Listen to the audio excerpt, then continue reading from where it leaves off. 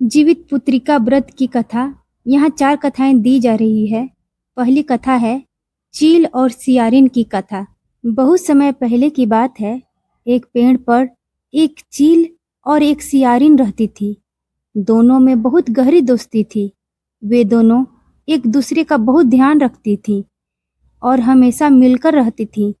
एक दिन जब गांव की महिलाएं जीवित पुत्रिका व्रत की तैयारी कर रही थी, तो उन्हें देखकर चील का भी मन यह व्रत करने को हुआ। चील ने यह बात अपनी सहेली सियारिन को बताई और वो दोनों ने मिलकर तय किया कि वे भी यह व्रत रखेंगी। अगले दिन दोनों ने व्रत शुरू किया। चील ने पूरे मन और निष्ठा के साथ व्रत का पालन किया, लेकिन सियारिन को बहुत तेज भूख और प्यास लगी। वह भूख से इतनी व्याकुल हो गई कि वह इधर उधर भटकने लगी। उसी समय उसने देखा कि गांव में एक व्यक्ति की मृत्यु हो गई है और उसका दाह संस्कार हो रहा है। भूख से परेशान सियारिन ने अध जले शव को खाकर अपनी भूख शांत कर ली और इस तरह उसका व्रत टूट गया। दूसरी ओर चील ने पूरे ईमानदारी और लगन के साथ अपना व्रत पूरा किया और पारण भी किया। अपने अगले जन्म में चील और सियारिन ने 2 सगी बहनों के रूप में एक राजा के घर जन्म लिया।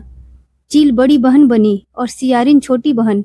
दोनों का विवाह भी राजाओं के घर में हुआ। बड़ी बहन चील के 7 स्वस्थ और सुंदर बेटे हुए, लेकिन छोटी बहन सियारिन के बच्चे जन्म लेते ही मर जाते थे। अपनी बहन को सुखी देखकर छोटी बहन उससे जलने लगी। ईर्ष्या में आकर उसने अपने बेटे न होने का बदला लेने के लिए अपनी बड़ी बहन के 7 बेटों को मरवा दिया और उनके कटे हुए सिर एक टोकरी में रखकर अपनी बहन के पास भिजवा दिए। जब भगवान जीवतवाहन ने यह देखा तो वे बहुत दुखी हुए। उन्होंने तुरंत मिट्टी से उन 7 बेटों के सिर बनाए और उन्हें उनके धड़ से जोड़कर उन पर अमृत छिड़क दिया, जिससे वे सब फिर से जीवित हो उठे। वहीं छोटी बहन ने जो कटे हुए सिर भेजे थे, वे चमत्कार से सुंदर फलों में बदल गए। जब छोटी बहन ने अपनी बड़ी बहन के घर से रोने की आवाज नहीं सुनी, तो उसे बहुत हैरानी हुई। वह खुद जाकर सच्चाई जानने पहुंची। वहां का दृश्य देखकर हैरान रह गई। बड़ी बहन ने तब उसे पिछले जन्म की सारी कहानी बताई। यह सुनकर छोटी बहन को बहुत पछतावा हुआ। कहते हैं कि उसी पेड़ के पास, जहां उन्होंने पिछले जन्म में व्रत रखने का संकल्प लिया था, छोटी बहन को अपने पिछले जन्म की सारी बातें याद आ गई। इस पश्चाताप और दुख से उसकी मृत्यु हो गई। राजा ने उसी पेड़ के पास उसका अंतिम संस्कार करवाया। यह कथा हमें बताती है कि व्रत का पालन सच्ची श्रद्धा और निष्ठा के साथ करना चाहिए, तभी उसका फल पूरा मिलता है। दूसरी कथा है राजा जीमूतवाहन की कथा। गंधर्वों के राजकुमार जीमूतवाहन बहुत ही उदार और परोपकारी थे। उनके पिता ने वृद्धावस्था में राजपाट उन्हें सौंप दिया, पर जीमूतवाहन का मन राजकाज में नहीं लगता था। वह अपने भाइयों पर राज्य का भार छोड़कर स्वयं वन में पिता की सेवा करने चले गए। वहीं वन में उनकी भेंट राजकुमारी मल्लयवती से हुई और दोनों में प्रेम हो गया। एक दिन वन में घूमते हुए जीमूतवाहन ने एक बूढ़ी नागिन को विलाप करते देखा। पूछने पर उसने बताया कि वह नागवंश की स्त्री है और उसका एकमात्र पुत्र है। पक्षी राज गरुड़ से नागों की रक्षा के लिए यह तय हुआ है कि प्रतिदिन एक युवा नाग को गरुड़ के भोजन के लिए भेजा जाएगा। आज उसके पुत्र शंखचूड़ की बारी थी। यह सुनकर जीमूतवाहन को बहुत दुख हुआ। उन्होंने उस बूढ़ी माँ को भरोसा दिलाया कि वह उसके पुत्र के प्राणों की रक्षा करेंगे। जीमूतवाहन ने शंखचूड़ से लाल कपड़ा लिया और उसे ओढ़कर बलि के लिए निर्धारित शिला पर लेट गए। नियत समय पर गरुड़ आए और उन्हें अपने पंजों में दबाकर पहाड़ की चोटी पर जा बैठे। गरुड़ ने जीमूतवाहन के शरीर से मांस का एक बड़ा हिस्सा नोच लिया। दर्द के कारण जीमूतवाहन की आंखों से आंसू बह निकले और वे कहराहने लगे। यह देखकर गरुड़ को आश्चर्य हुआ, क्योंकि ऐसा पहले कभी नहीं हुआ था। उन्होंने जीमूतवाहन का परिचय पूछा। जीमूतवाहन ने उन्हें सारी कहानी बताई कि कैसे वह एक माँ के पुत्र को बचाने के लिए अपने प्राण देने आए हैं। गरुड़ उनकी बहादुरी और त्याग की भावना से बहुत प्रभावित हुए। उन्हें अपनी गलती का एहसास हुआ। उन्होंने जीमूतवाहन को मुक्त किया और उनके घाव ठीक कर दिए। गरुड़ ने जीमूतवाहन से वरदान मांगने को कहा।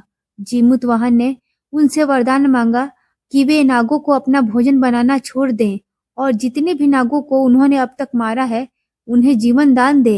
गरुड़ ने उनकी इच्छा पूरी की और नागों को जीवन दान दिया और भविष्य में नागों को न मारने का वचन दिया। गरुड़ ने जीमूतवाहन से कहा कि जो भी स्त्री उनकी इस कथा को सुनेगी और विधि विधान से यह व्रत करेगी, उसकी संतान मृत्यु के मुख से भी वापस आ जाएगी। तभी से पुत्र की लंबी आयु और मंगल कामना के लिए जीमूतवाहन की पूजा की जाती है। यह कथा भगवान शंकर ने माता पार्वती को सुनाई थी। कथा 3 भगवान श्री कृष्ण की कथा। यह कथा महाभारत काल से जुड़ी हुई है। महाभारत युद्ध के बाद अपने पिता द्रोणाचार्य की मृत्यु से क्रोधित अश्वत्थामा ने रात के समय पांडवों के शिविर में घुसकर 5 सोए हुए लोगों को पांडव समझकर मार डाला। वे पांचों वास्तव में द्रौपदी के पुत्र थे। इस अपराध के लिए अर्जुन ने अश्वत्थामा को बंदी बना लिया और उसकी दिव्य मणि छीन ली। बदले में अश्वत्थामा ने उत्तरा के गर्भ में पल रही संतान को मारने के लिए ब्रह्मास्त्र का उपयोग किया, जिसका वार खाली नहीं जा सकता था।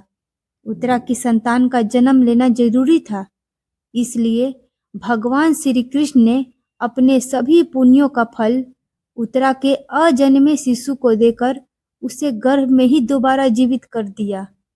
गर्भ में मरकर जीवित होने के कारण उस बालक का नाम जीवित पुत्रिका पड़ा और आगे चलकर वही राजा परीक्षित बना। तभी से इस व्रत को संतान की रक्षा और लंबी आयु के लिए किया जाता है।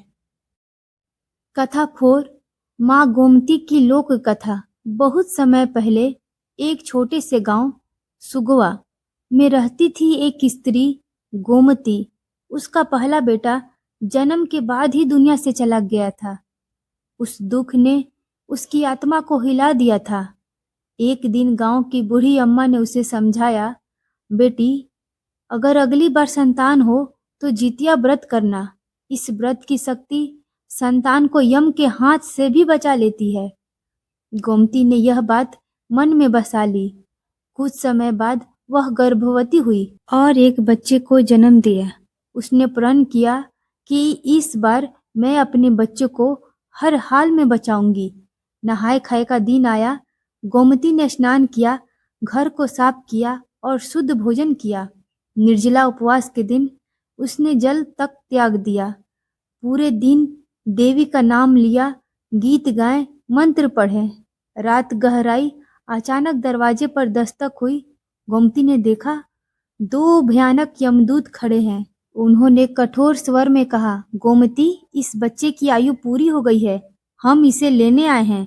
गोमती कांप गई, पर उसने अपने बेटे को सीने से लगाकर दृढ़ता से कहा, नहीं, यह बच्चा तुम नहीं ले जाओगे। मैंने जितिया व्रत किया है। देवी ने मुझे आशीर्वाद दिया है। यमदूत हंसे, हमारे आदेश को कोई नहीं रोक सकता। गोमती ने दीपक उठाया और पुकारा, जीवित पुत्रिका देवी, जीवित पुत्रिका देवी। तभी एक दिव्य प्रकाश पूरे घर में फैल गया। यमदूतों के कदम भारी हो गए। वे आगे बढ़ ही नहीं पाए। आकाशवाणी हुई, जिस माँ ने सच्चे मन से व्रत किया है उसकी संतान की रक्षा स्वयं देवता करते हैं। यमदूत सिर झुकाकर लौट गए। गोमती की आंखों से आंसू बह निकले। इस बार खुशी और आस्था के आंसू थे।